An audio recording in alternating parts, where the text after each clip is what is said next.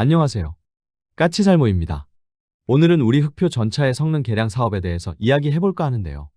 그 중에서도 지금 치열하게 경쟁에 들어간 능동방어 시스템에 대해서 이야기해볼까 합니다.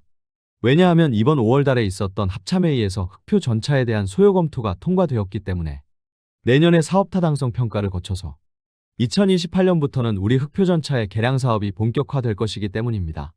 특히 원래 기존에는 흑표 전차의 개량을 블록 1과 블록 2로 나누어서 2단계로 하고 능동방어 시스템은 블록 2 사업에 포함되어서 2030년대 이후에 장착될 것으로 예상되었지만 이번에 합참에서는 능동방어 시스템을 포함한 모든 개량을 동시에 하기로 했기 때문에 기존과는 다르게 2028년부터 이루어지는 흑표 전차의 개량에 능동방어 시스템이 들어가게 되었습니다. 그런데 문제는 지금 우리나라에는 현대와 한화 두 회사가 능동방어 시스템을 개발하고 있고 그래서 이번에 흑표 전차에 탑재되는 능동방어 시스템에 채택되기 위해서 벌써부터 두 회사가 치열하게 경쟁을 벌이고 있습니다. 그래서 오늘은 그 이야기를 해볼까 합니다. 그 전에 앞서서 캐나다 잠수함 사업은 사실상 독일의 TKEMS가 가지고 갈 것 같습니다. 아마 정식 발표는 7월 6일에 있을 것 같지만 이미 내부적으로는 결정이 된 것 같습니다. 제가 무슨 근거로 이런 이야기를 하냐면 우선 독일의 부총리 겸 재무부 장관이 지난 3일 TKEMS 사업장을 방문해서 캐나다 잠수함 사업에서 여러 측면에서 자신들이 유리하다는 이야기를 했고요. 그리고 TKEMS 최고 경영자도 TKEMS가 계약을 따낼 가능성이 충분하다고 이야기했습니다.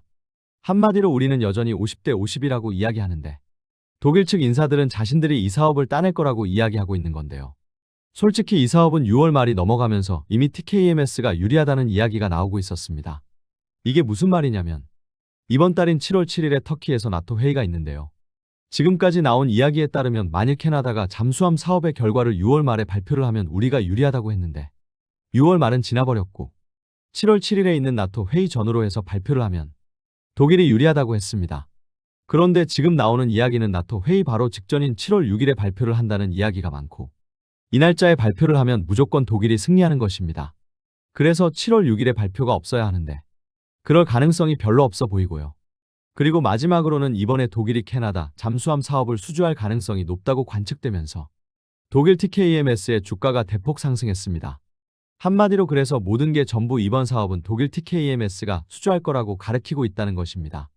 물론 일부 캐나다 전문가들은 우리가 유리하다고 이야기하고 있고 또 최근에는 독일 TKEMS가 해킹을 당했다는 소식도 있어서 방산 분야에서는 무엇보다도 보안이 중요한데 TKEMS가 보안에 취약하다는 지적이 있어서 우리가 유리하다는 주장도 있지만 현실적으로 지금 시점에서 캐나다 잠수함 사업을 독일이 수주할 가능성은 80% 이상입니다. 그럼 왜 우리가 패배했느냐라고 했을 때 분명한 건 이번에 우리가 이 사업에서 패배한 건 절대로 잠수함 성능 문제는 아니었고요. 정확히는 이번 사업에서 우리는 잠수함의 성능이면 성능, 그리고 캐나다 현지에 대한 투자 부분이면 투자 부분, 전부 독일을 앞서고 있었습니다. 그래서 캐나다 전문가들이 이런 지표만 보고 우리가 유리하다는 판단을 하기도 한 건데요. 결론은 이번 사업에서 우리가 패배한 요인은 단 한 가지입니다. 그게 무엇이냐면 바로 나토입니다. 한마디로 캐나다는 나토 회원국이고 그래서 같은 나토 회원국인 독일 장비를 우선시했다는 이야기입니다. 그래서 이번 패배는 결코 우리의 잘못이 아니며 결국에는 캐나다가 정치적 결정을 한 것입니다. 그리고 솔직히 이번에 우리는 캐나다의 잠수함 사업을 따기 위해서 캐나다에 너무 많은 투자를 한다고 제안했기 때문에 이미 국내에서도 굳이 이렇게까지 해서 이 사업을 따는 게 옳은 것이냐. 이렇게 하면 캐나다 잠수함 사업을 수주한다고 해도 우리가 남는 게 있냐는 비판이 많았기 때문에 오히려 이번 캐나다 사업을 수주하지 못한 건 잘 되었다는 느낌도 있습니다. 이제 그래서 우리는 캐나다 잠수함 사업은 깨끗하게 잊어버리고 지금부터는 사우디 잠수함 사업 수주를 위해서 노력해야 한다고 봅니다. 사우디 잠수함 사업에서도 우리는 TKEMS와 경쟁을 하고 있지만 최소한 사우디는 캐나다 같은 정치적 결정을 할 가능성이 높지 않고 오히려 정치적으로 이스라엘과 가까운 독일보다는 최소한 중동에서는 정치적으로 중립이라고 할 수 있는 우리가 정치적으로는 독일보다 더 유리합니다. 그래서 사우디 잠수함 사업에서는 우리가 충분히 승리할 가능성이 있다고 보여집니다. 솔직히 사업 규모는 캐나다가 12척의 잠수함을 도입하는 것이고 사우디는 5척의 잠수함을 도입하는 거라 규모 자체는 사우디 잠수함 사업이 더 작지만 사우디는 캐나다처럼 너무 무리한 투자 요구를 해오지 않고 있기 때문에 수익성 면에서는 사우디가 훨씬 좋다고 보여집니다. 그래서 이제부터는 우리는 사우디 사업을 따기 위해서 노력해야 하고 과거 우리가 패배했던 폴란드와 캐나다에 비해서 분명 사우디는 충분히 수주할 가능성이 있다고 저는 봅니다. 그리고 요즘 필리핀과 우리의 KF-21 구매에 대한 협상이 상당히 진척되고 있다는 소식이 연일 나오고 있는데요. 지금 이 소식은 동남아의 여러 군사 매체에서 동시에 나오고 있습니다. 인도네시아의 방산 전문 매체인 인도밀리터, 그리고 말레이시아 방산 전문 매체인 디펜스 시큐리티 아시아 등에서 관련 소식이 나오고 있는데요. 이 소식들을 종합해보면 현재 필리핀은 우리로부터 KF-21 전투기 20대를 구매할 거라고 하고 있고요. 총 사업비는 대략 3조 원 정도라고 하고 우리 측에서 70%의 차관 제공을 하고, 그래서 필리핀이 내야 하는 건 30%인데 그 중에서 선급금으로 15%를 낸다고 하고요. 그래서 필리핀이 당장 내야 하는 돈은 180억 페소. 그러니까 우리 돈으로 4,500억 원이라고 하는데요. 우선 이 조건 자체는 아주 평범한 겁니다. 우리가 필리핀의 차관 70%를 제공하는 건 전혀 대단한 일도 아니고 이상한 것도 아닙니다. 우리로부터 무기를 구매한 대부분의 나라들도 다 70%의 차관을 제공받고 있고, 심지어는 프랑스는 최대 90%까지도 차관 제공을 해준다고 하니 정말 이 정도는 기본 조건이고요. 그래서 결론은 20대의 KF-21을 구매하는데 3조 원이라고 했으니 KF-21의 프로그램 코스트는 대당 대략 1,500억 원인 셈이고요. 솔직히 이건 엄청나게 저렴한 가격으로, 지금 시점에서는 이보다 저렴한 서방권 전투기는 스웨덴 사브사의 그리펜밖에는 없습니다. 그런데 그리펜도 분명 기존까지는 프로그램 코스트로 대당 1,400억쯤 한다고 알려져 있었는데 이것도 최근 계약에서는 더 오른 것으로 보이기 때문에 우리 FA-50이나 이탈리아의 M346 같은 일종의 보조 전투기 빼고는 사실상 현 시점을 기준으로 서방권 전투기 중에서 가장 저렴하다고 할 수 있고요. 더욱이 이번에 우리는 필리핀에 전투기를 판매하는 조건으로 필리핀 현지에 MRO 센터를 건설해준다고 하는데요. 솔직히 이것도 절대로 공짜는 아니고요. 당연히 다른 나라에 무기를 팔 때처럼 필리핀도 우리에게 무기를 구매하는 대신에 일정 금액의 절충 교역을 원할 것이고, 동남아 국가들은 40%에서 60% 정도의 절충 교역을 원하는 게 보통이기 때문에 당연히 우리가 필리핀에 무기를 파는 대신에 절충 교역으로 필리핀에 무기를 구매하거나 기술을 이전해 주어야 하는데요. 결론은 필리핀은 이번에 절충 교역으로 MRO 센터를 요구한 것으로 보입니다. 실제로 우리나라도 이번에 추가로 도입하는 F-35 20대를 구매하면서 미국의 MRO 센터를 요구해서, 그래서 미국이 이번에 우리나라의 F-35의 MRO 센터를 만든다고 하는 건데요.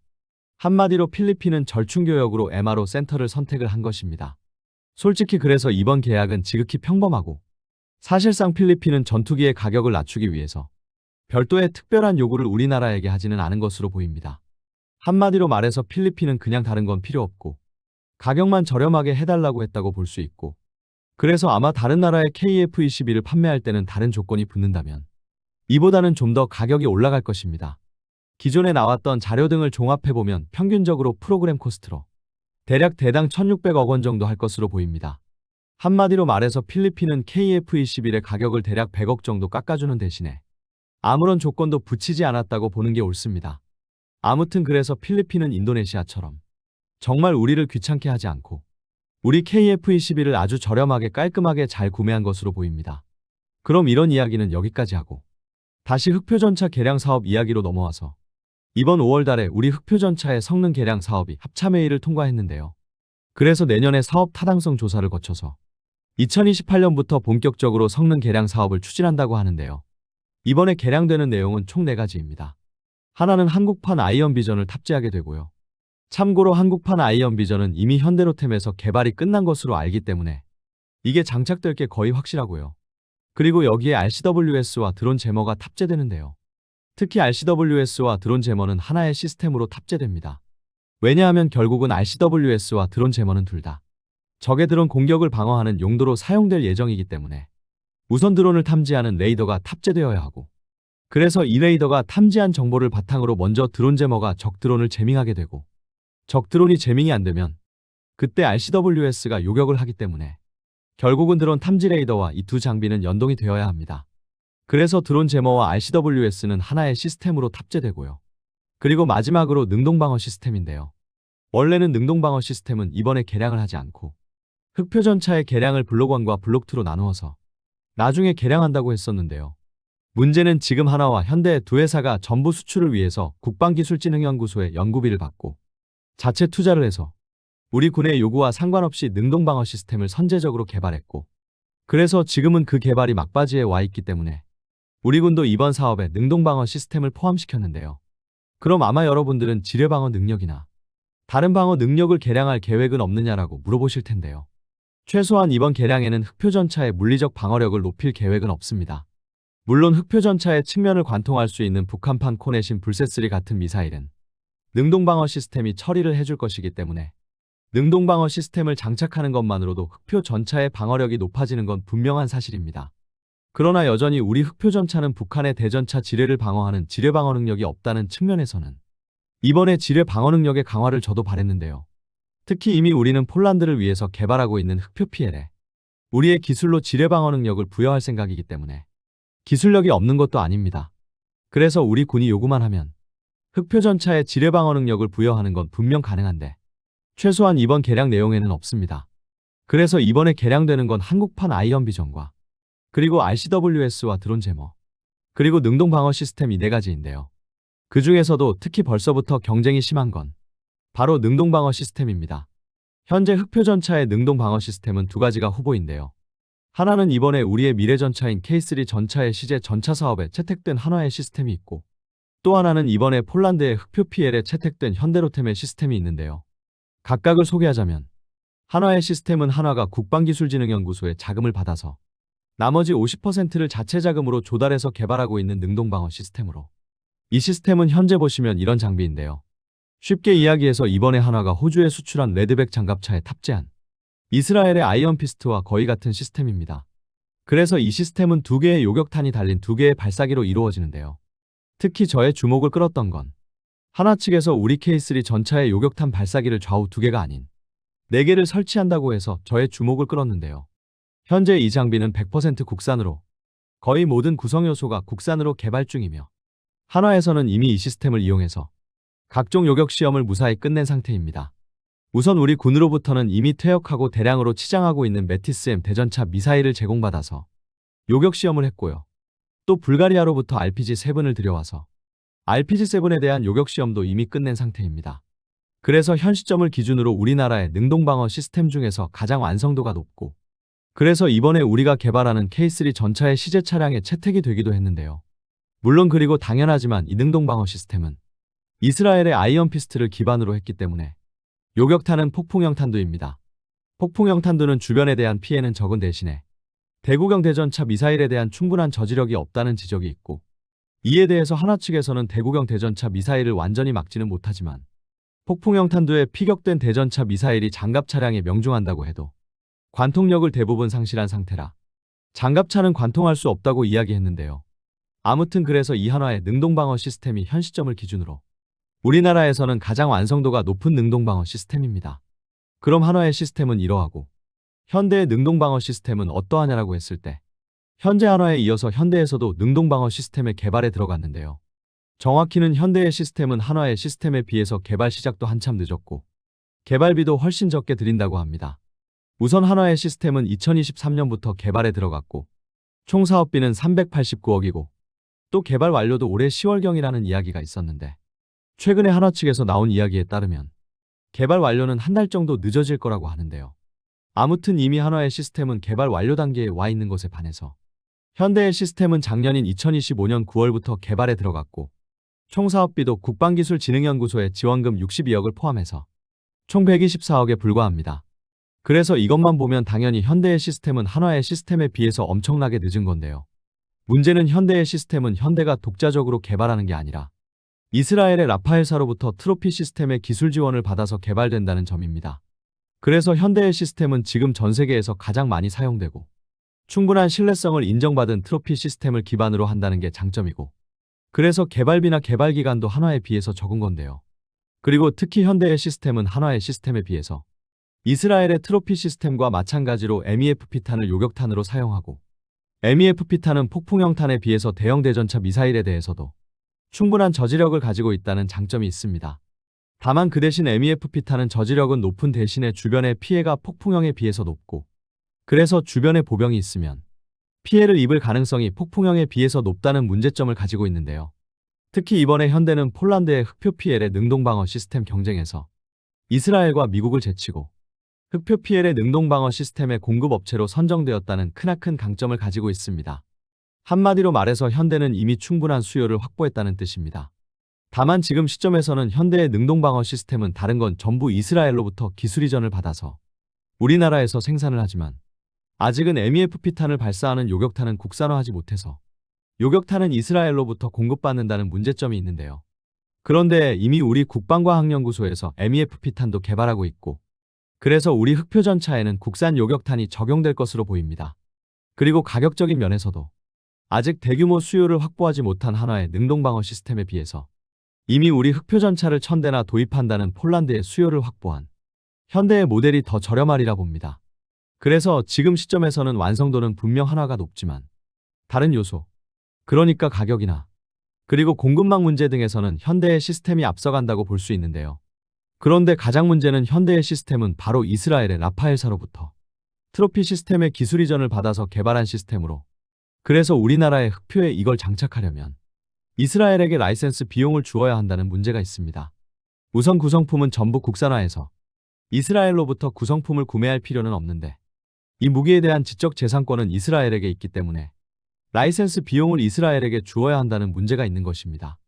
이것에 대해서 현대 측에서는 우리 흑표 전차에 탑재하기 위한 라이센스 비용 문제는 아직 이스라엘과 협의해 본 적이 없고 그래서 아직 확정된 내용이 없다고 하는데요. 그리고 또 한 가지는 바로 개조 개발입니다. 현대의 시스템은 지적 재산권이 이스라엘에게 있기 때문에 능동방어 시스템을 추가로 개조 개발하려면 이스라엘의 허가가 필요하다는 문제가 있습니다. 한마디로 말해서 이미 폴란드의 대규모 수요를 확보한 현대의 능동방어 시스템이 신뢰성이나 그리고 가격 측면에서는 더 유리할 가능성이 높지만 우리나라의 독자 시스템이 아니기 때문에 라이센스 비용 문제와 개조 개발을 우리 마음대로 할 수 없다는 문제가 있다는 것입니다. 아마 그럼 제가 이렇게 이야기하면 많은 분들이 K-21 장갑차에는 한화의 폭풍형 요격탄 시스템을 그리고 흑표 전차에는 현대의 MEF-P탄 시스템을 탑재하자고 이야기하실 텐데요. 문제는 지금 우리가 보유한 흑표 전차와 K-21 장갑차의 수량이 그리 많지 않다는 게 문제입니다. 현재 우리 한국군이 보유한 흑표 전차는 지금 진행되고 있는 4차 양산이 끝나도 고작해야 410대에 불과하고 K-21 장갑차도 4차 양산이 끝나면 600여 대에 불과합니다. 그래서 두 기갑 차량을 전부 합쳐도 1000대 정도밖에는 안 되고 그래서 두 장갑차에 각각 다른 종류의 능동방어 시스템을 탑재한다면 운용유지비가 상승할 가능성이 높습니다. 한마디로 말해서 비용을 아끼려면 두 장갑차에 탑재되는 능동방어 시스템을 한 가지로 통일해야 한다는 것이고 그러나 다른 측면에서는 수출을 위해서는 우리 한국군에서 두 가지 능동방어 시스템을 전부 사용해 줄 필요도 있기는 합니다. 그래서 두 장갑차의 능동방어 시스템을 한 가지로 통일할지 아니면 각각 적합한 걸 탑재할지도 논의가 필요한 문제입니다. 드디어 우리 흑표 전차의 개량 사업이 본격화되었는데요. 그리고 특히 이번에 드디어 우리 흑표 전차에 능동방어 시스템이 탑재됩니다. 무엇보다도 지금 우리나라에는 흑표 전차에 탑재할 수 있는 능동방어 시스템이 무려 두 가지나 있고 벌써부터 치열한 경쟁에 들어갔는데요. 여러분이 보기에는 어떤 시스템이 탑재되어야 한다고 보시나요? 100% 우리나라에서 개발된 한화의 시스템이 탑재되어야 한다고 생각을 하시나요? 아니면 충분한 신뢰성이 검증된 트로피 시스템을 바탕으로 하는 현대의 시스템이 탑재되어야 한다고 보시나요? 솔직히 저는 어느 시스템이든 상관없고 그냥 능동방어 시스템 장착이 빨라졌다는 것만으로도 기쁘네요. 이상 영상 봐주셔서 감사합니다.